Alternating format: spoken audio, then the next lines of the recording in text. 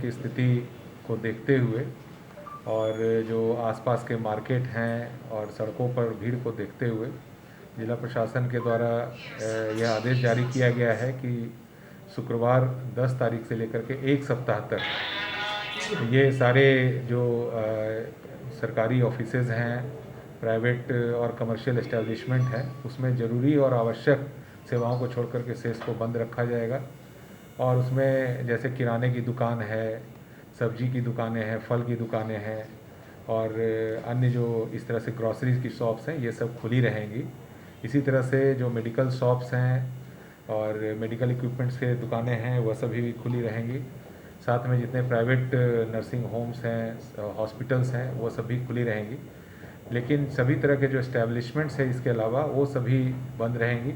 सरकारी ऑफिसेज में भी जो आवश्यक सेवाओं से संबंधित है, जैसे फायर सेवा से संबंधित है, पुलिस है, डिजास्टर मैनेजमेंट है, इलेक्शन है, ट्रेजरीज हैं, इन सब की सेवा जारी रहेगी। लेकिन अन्य जो ऑफिसेज हैं उनको अभी बंद रखा जाएगा।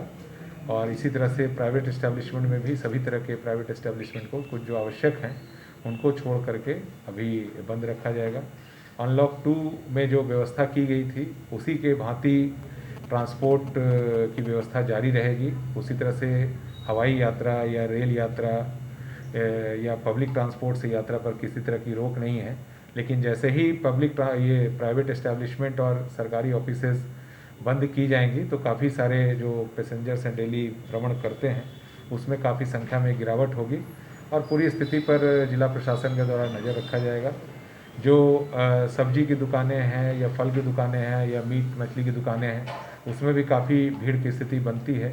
उसको देखते हुए भी उसे प्रातः 6 बजे से 10 बजे तक और संध्या में 4 बजे से 7 बजे तक ही खोले जाने का निर्देश दिया गया है।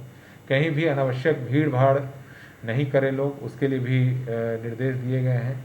और साथ ही पब्लिक प्लेसेज हों या कार्यस्थल हों, उन सभी जगहों पर लोगों को मास्क लगा के ही जाना है। और अन्यथा जिस गाड़ी से अगर किसी ऑटो से या बस से उनके लापरवाही से अगर बिना मास्क के लोग यात्रा कर रहे हैं तो ऐसी गाड़ियों को जब्त करने की भी कार्रवाई की जाएगी।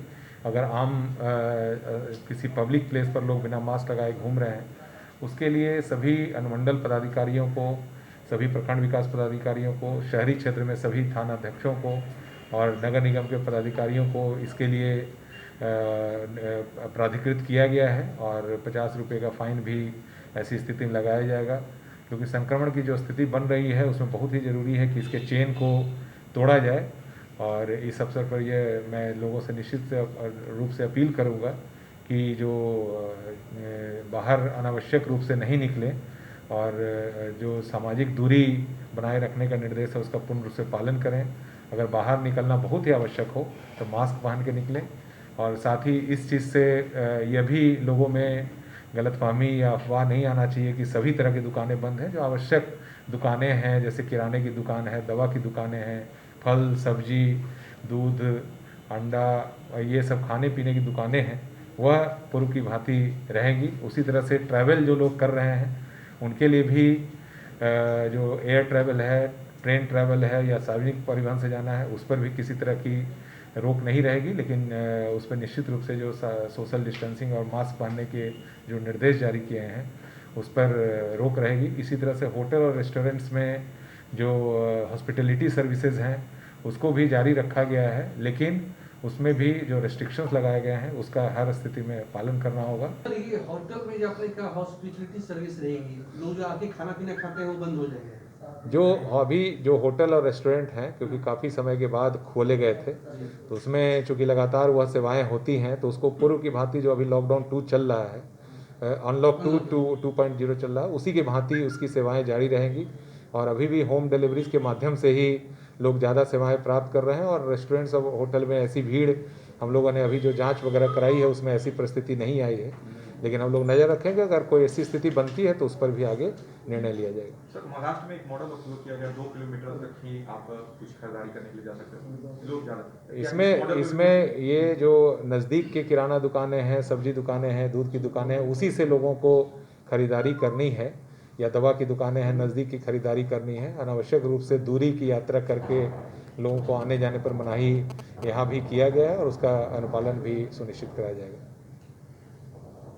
नहीं, शादी विवाह पर कोई रोक नहीं है। जो 50 लोगों की सीमा है उसके तहत उसको ऑर्गेनाइज किया जा सकता है, लेकिन उसके अंदर उनको 50 लोगों की सूची जो है संबंधित थानाध्यक्ष को देने के निर्देश दिए गए हैं और वहाँ से इसकी पर्याप्त जांच पड़ताल की जाएगी और उसके बाद ही उसको इस तरह के कार्यक्रम करने की अनुमति दी जाएगी। मुख्य रूप से इसमें जो अभी वर्तमान स्थिति है उसमें से जो सरकारी ऑफिसेज हैं उसको 1 सप्ताह के लिए, प्लस जो प्राइवेट और कमर्शियल इस्टेब्लिशमेंट है उसमें 1 सप्ताह के लिए उनको बंद किया गया है, और जो एसेंशियल उसमें इस्टेब्लिशमेंट्स हैं या गवर्नमेंट ऑफिसेज हैं उसको सिर्फ अभी जारी रखा गया है।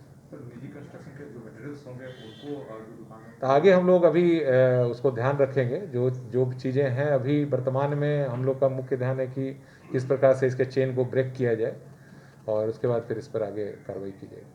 पॉलिटिकल पार्टी जो कार्यक्रम शुरू कर दी हैं उस पर तो इस तरह के पहले भी जो कार्यक्रम थे, बड़े कार्यक्रम, सोशल, रिलीजियस, पॉलिटिकल, ये सभी पर पहले से ही इस तरह के बड़े गैदरिंग्स पर रोक है, तभी भी उसको जारी रखा जाएगा। इस तरह पार्टी के कार्यालय में सर अभी भी गैदरिंग होती है जितने भी राजनीतिक पार्टी कार्यालय, तो कार्यालय जो जितने भी हम लोग के इस तरह के हैं उसमें एसेंशियल सर्विसेज में जो नहीं आती हैं उसमें कोई भी गतिविधि 1 सप्ताह तक नहीं होगी। अच्छा, इसका सर इलेक्शन कमीशन की जो प्रक्रिया चल रही है, कैसे चुनाव कराया जाए, इस पर भी शासन तो पड़ सकता है।